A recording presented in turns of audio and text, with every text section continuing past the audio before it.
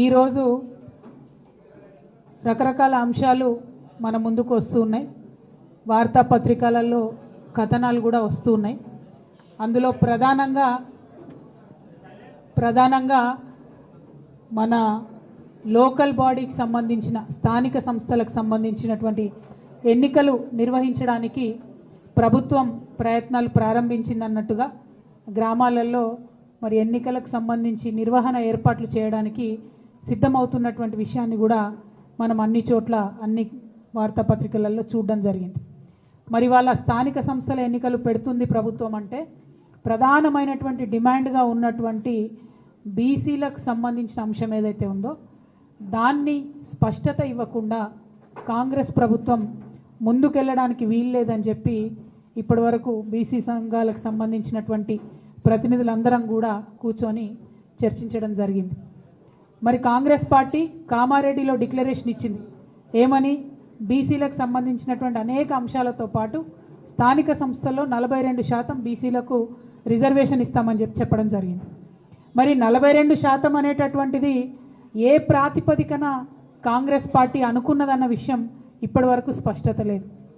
మరి బీసీల జనాభా 42% అని లెక్క కట్టే కన్నా ముందే వాళ్ళకి ఎట్లా తెలిసిందన్నటువంటి విషయంలో స్పష్టత లేదు. ఆనాడు ఎన్నికలకు వెళ్ళేటటువంటి హడావుల్లో చాలా వాగ్దానాలు చేసినారు వాళ్ళు. అందులో ఇది కూడా ఒకటి వాళ్ళు చేయడం జరిగింది. ఇవాళ మరి 42% అంటే ప్రతి ఒక్కరం కూడా ఆలోచిస్తూ ఉంటే బీసీ జనాభా సగానికన్నా ఎక్కువ ఉందని రమారమే మనం చెప్తా ఉంటాం. అంటే అది 50% కావచ్చు, 60% కావచ్చు, ఇంకా ఎక్కువ ఉండొచ్చు. ఎంత ఉన్నదన్నది ఎవరికి తెలియనటువంటి విషయం. కానీ 42% అని కాంగ్రెస్ పార్టీ ఎట్లా చెప్పింది అన్నది ఇప్పటివరకు ఎవరికి అంతుపట్టని విషయం. సరే చెప్తే చెప్పారు, కానీ మరి ఆ 42% కూడా ఇవ్వకుండా మీరు ఎన్నికలకు పోయే ప్రయత్నం చేస్తున్నారా? ఈ ప్రశ్న ఇవాళ అందరి మెదడులో కూడా ఉన్నటువంటి పరిస్థితి.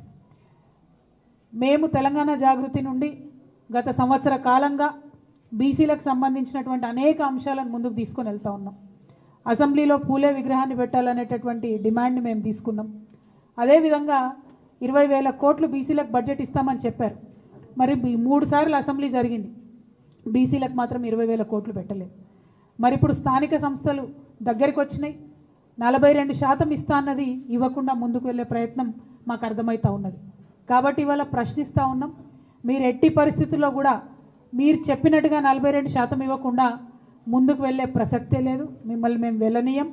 ఎక్కడికక్కడ మండల కేంద్రాల్లో కావచ్చు, జిల్లాలలో కావచ్చు, అన్ని చోట్ల కూడా నిరసన ప్రదర్శనలు చేస్తాం. మీరు 42% కాకుండా బీసీల వాటా మాట్లాడకుండా ఎన్నికలకు వెళ్తే మాత్రం కార్యాచరణ చాలా స్పష్టంగా, చాలా షార్ప్గా, పెద్ద ఎత్తున రియాక్షన్ ఉంటుందని చెప్పి ఈ సందర్భంగా ప్రభుత్వాన్ని మేము తెలియజేస్తూ ఉన్నాం. మరి ఇవాళ ఇక్కడ కలిసినటువంటి బీసీ ఎంబీసీ సంఘాలు అందరం కూడా కలిసి మాట్లాడుకున్నది ఏంటంటే, ఇవాళ ప్రభుత్వానికి మనం ఒక హెచ్చరిక జారీ చేద్దాం. మీరు చేసేటటువంటి ప్రయత్నం బీసీ డెడికేటెడ్ కమిషన్ నివేదిక ఇచ్చిన తర్వాత మాత్రమే, బీసీ జనాభా ఎంతుందో తెలంగాణ ప్రజలకు చెప్పినాక మాత్రమే, దాని మీద మీరు ఎట్లా ముందుకు పోతారనే స్పష్టత ఇచ్చిన తర్వాత మాత్రమే మీరు ఎన్నికల గురించి ఆలోచన చేయాలి. అంతవరకు స్థానిక సంస్థల ఎన్నికల గురించి ప్రభుత్వం ఆలోచన చేయకూడదు. ఇది ప్రధానమైనటువంటి డిమాండ్. రెండవది, జనవరి 3 నాడు సావిత్రిబాయి పూలే గారి జయంతి ఉన్నది. మరి ఆనాడు ఇందిరా పార్క్ దగ్గర ఒక భారీ సభను మేము పెట్టబోతా ఉన్నాం. ఆ సభలో అన్ని బీసీ కమ్యూనిటీకి సంబంధించినటువంటి ప్రతినిధులు, నాయకులు, ప్రజలు పెద్ద ఎత్తున హాజరవుతారు. ఆనాడు ఇంకా స్పష్టంగా మా కార్యాచరణ కూడా మేము చెప్తాం. బీసీ డెడికేటెడ్ కమిషన్కి సంబంధించిన సమయం 30వ తారీఖు నాడు అయిపోతూ ఉన్నది. మరి 30వ తారీఖు నాడు ప్రభుత్వానికి వారి నివేదిక ఇస్తామని చెప్తున్నారు. ఆ నివేదిక అంశాలు బయటపడ్డ తర్వాత తప్పకుండా 3వ తారీఖు నాడు పెట్టేటటువంటి సభలో మా కార్యాచరణ ఇంకా స్పష్టంగా చెప్తాం.